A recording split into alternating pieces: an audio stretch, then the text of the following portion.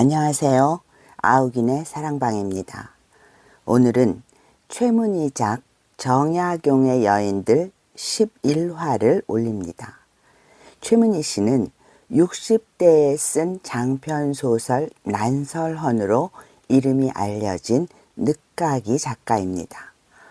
오랫동안 지리교사로 일하다 퇴직한 뒤에 본격적인 집필을 시작했죠. 그래서인지 그의 소설 속 장면 묘사는 세세하기 그지없습니다. 어느 것이나 한 편의 그림을 연상하게 하고요. 정약용의 여인들은 작가가 70대에 내놓은 장편소설입니다. 조선조 최고의 학자지만 정조대왕 사망 후 천주교 신자로 몰려 장장 18년 동안 귀양살이를 한 정약용과 그를 둘러싼 여인들의 아프고 서러운 그러나 자존감을 잃지 않으려 애쓰는 모습을 그려낸 작품이죠. 세월을 송두리째 잃어버리는 것 같은 유배 생활 속에서 무너지지 않으려 안간힘을 다한 정약용과 그를 기다리며 가정을 지키는 아내 혜완, 유배지의 남자를 보듬다 결국 혼자 돌아서야 하는 여인 진솔의 삶은 세상의 불공정과 잔인함에 떠는 마음에 기다림의 힘과 삶의 지표를 떠올리게 합니다. 마음 탓인지 감기가 좀처럼 낫지 않습니다. 시간 나실 때 천천히 봐주시고 구독과 좋아요, 알림 설정으로 응원해 주시면 감사하겠습니다. 정약용의 여인들 11화.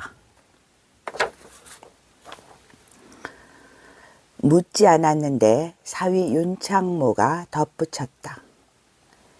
다산계에서 모은 곡식의 1하를 홍인 모녀에게 보내기로 했습니다.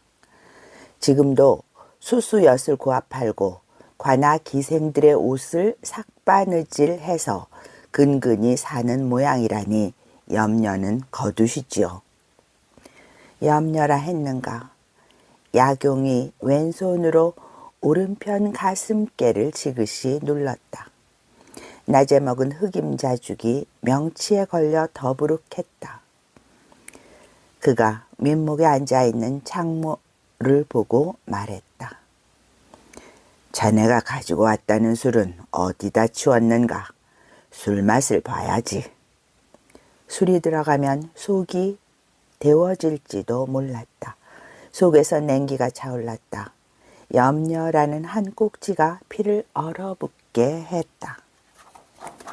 그날 아침 약용은 학연을 대동하고 천진함에 가보겠다고 걸음을 나섰다.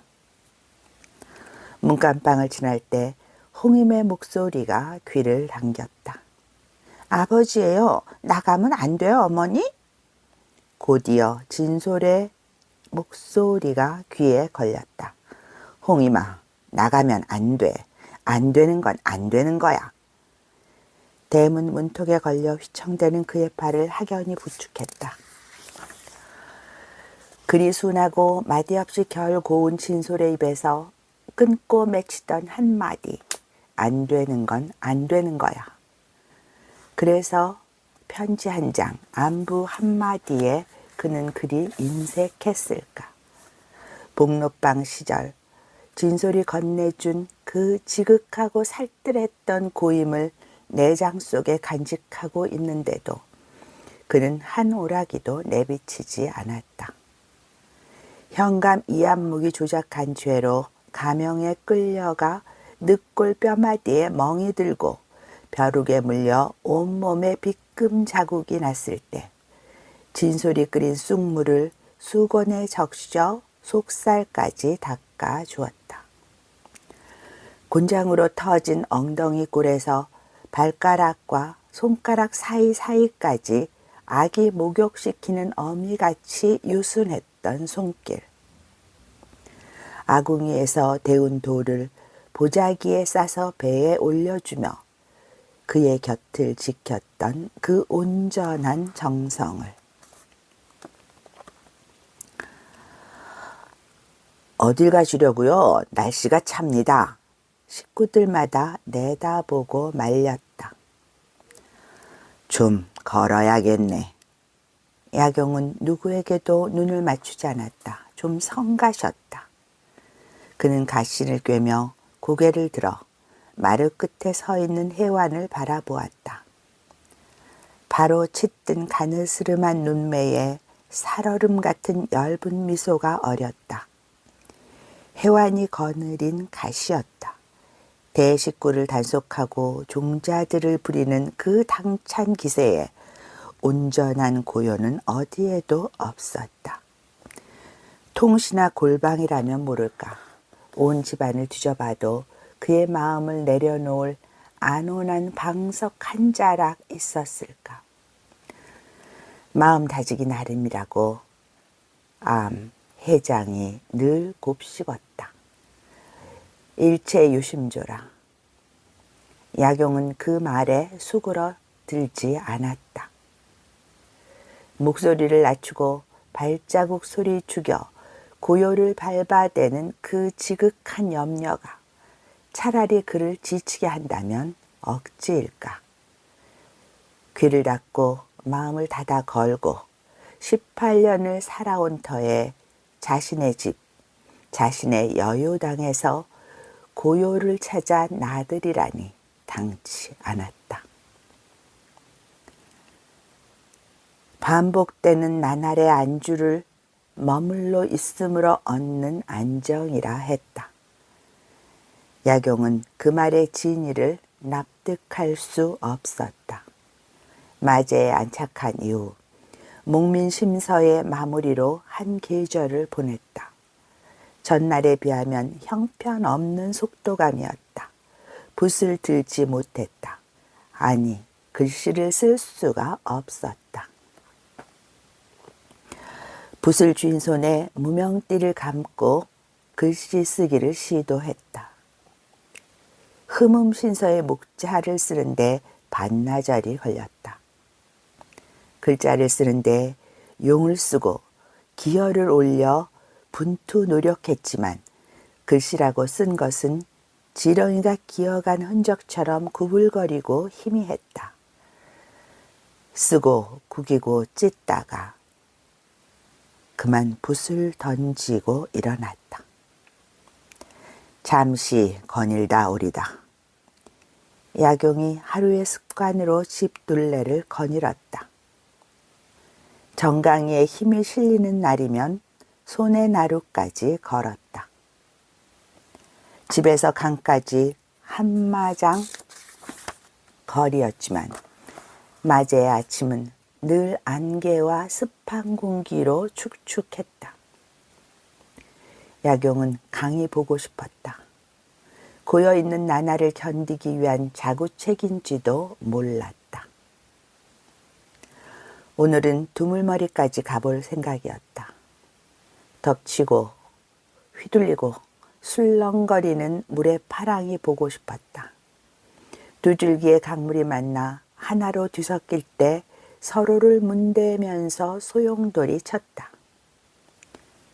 시원인 금강산 기슭을 훑어내린 북한강과 강원도 금매봉에서 발원한 남한강이 만나는 양수리는 물살의 오름과 내림을 반복하다가 어느 순간 짐승의 용트림을 패대기 치고는 풀썩 가라앉았다. 청록색의 물살은 깊고 음험했다. 의관을 갖추고 방을 나서며 그가 지팡이 든 왼손을 쳐들어 보였다. 부산한 배웅은 그만두라는 지팡이의 언어였다. 정주간에서 건넌방에서 곡간에서 나서던 얼굴들이 일시에 멈추었다. 그때 내실의 미라지 앞에 해완의 곧은 문피가 나섰다. 해완이 거느린 고요는 팥의 앙금처럼 요지부동했다. 해완이 가신을 대뜰에 올려놓았다. 집신은 아니 됩니다. 그의 발에 꿰고 있는 집신을 벗길 기세였다. 가벼운 산책이고 지금 이 시각에는 사람 그림자도 안 보이는데 집신이면 어떻소? 집신은 선비가 신을 신이 아니지요. 제자 황상이 집신 한 죽을 보내왔다. 가벼운 걸음에는 집신이 제격이었다. 발길이 닿았다. 강바람이 그리웠던가? 아니, 혼자여야 했다. 좌정할 자리가 마땅찬다고 한다면 엄살이라 할지도 몰랐다. 장대비를 맞고 들판 한가운데 서 있는 기분이었다. 어릴 때 개울가에 가 놀다가 장대비를 만났다. 번개칼이 하늘을 그으며 뇌성을 쏟아냈다. 무서워서 꼼짝을 못했다. 그날 늘 붙어 다니던 약종을 버리고 약용은 혼자였다. 뭔가 고가워서 뺑소니를 쳤을 것이다. 착한 약전형을 못살게 군 아이를 벼락이 내리칠 것 같아 소나무 등걸에 붙어 서 있었다. 비의 기억은 두려움을 안겼다. 깊이 간직한 비밀이었다. 혜완에게도 말하지 않았다. 호된 국청의 후유증이 다시금 그놈의 두려움을 불러냈다. 서늘한 심기를 보듬은 채 18년이라는 해가리가 문턱을 넘어왔다. 마지막 퇴고를 하던 상서 고훈의 완성본을 경탁에 놓았다. 불시에 생각나는 문구가 있어 덧붙일 생각이었다. 몇 장을 들쑤시다가 붓을 놓고 나섰다. 약용은 흐르는 강물에 생각을 던져 넣었다. 물길 따라 떠내려갈 것이다. 기운 햇살이 강물 따라 일렁거렸다. 가을비가 추적이던 날 독대하던 임금이 불쑥 한마디를 던졌다. 흘러야 되는데 흐르지 못하고 고이면 썩기밖에 더할까. 토양이 흐르는 하늘의 비를 빨아들이고 늙어 쇠한 목숨이 떠나간 자리에 새 생명이 태어남도 흐름의 변주가 아니겠는가.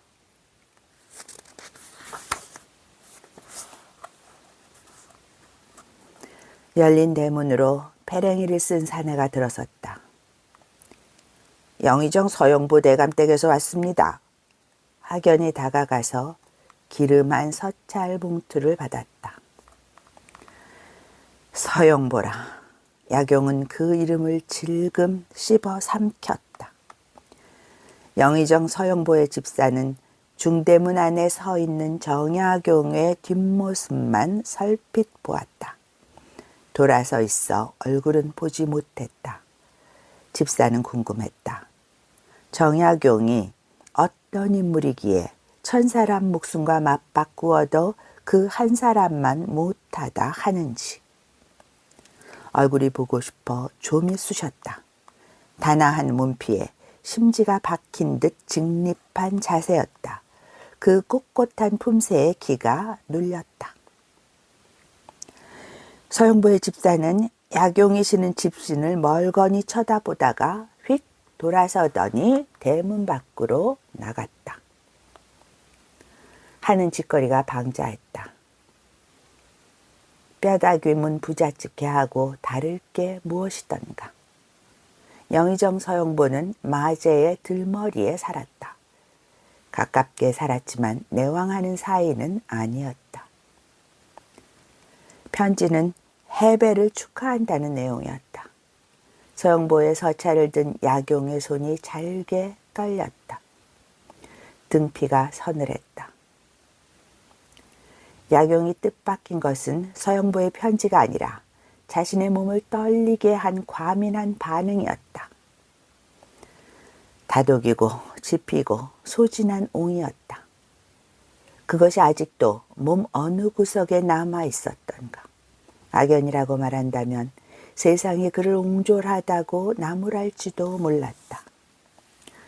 서용보. 영원히 기억하고 싶지 않은 그 이름이 자꾸 들먹거려졌다. 지워진 줄 알았다. 다시는 만나고 싶지 않았다.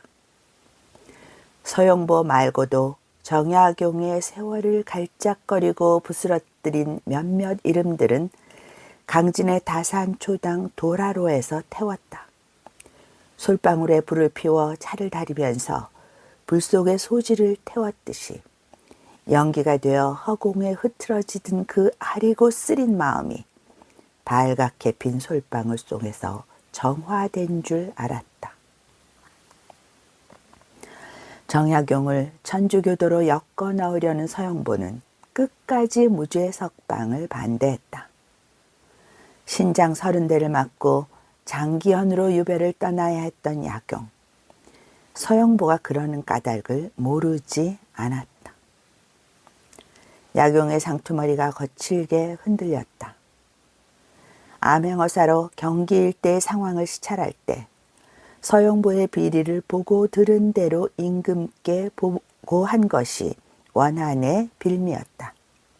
위관 서영보가 정약용의 목줄을 죄었다. 선왕의 49제도 모시기 전이었다. 약용은 문득 몸서리를 쳤다. 앙심을 품고 있었던 게지. 비로소 약용이 입을 열었다. 정조 18년 약용이 33살 되던 해 겨울 들머리였다. 상소를 읽던 임금이 어탁을 내리쳤다. 이런 놈을, 이런 악독한 것들이 백성들의 쌀독을 훔치다니. 약용아, 당장 내려가거라. 보고 들은 실상을 보탬도 덜어냄도 없이 보고하라. 정약용이 암행어삼 앞에 2개를 들고 출동했다. 경기 연천과 상령 일대에 아사하는 백성들이 있다는 흉흉한 소문이 나돌았다.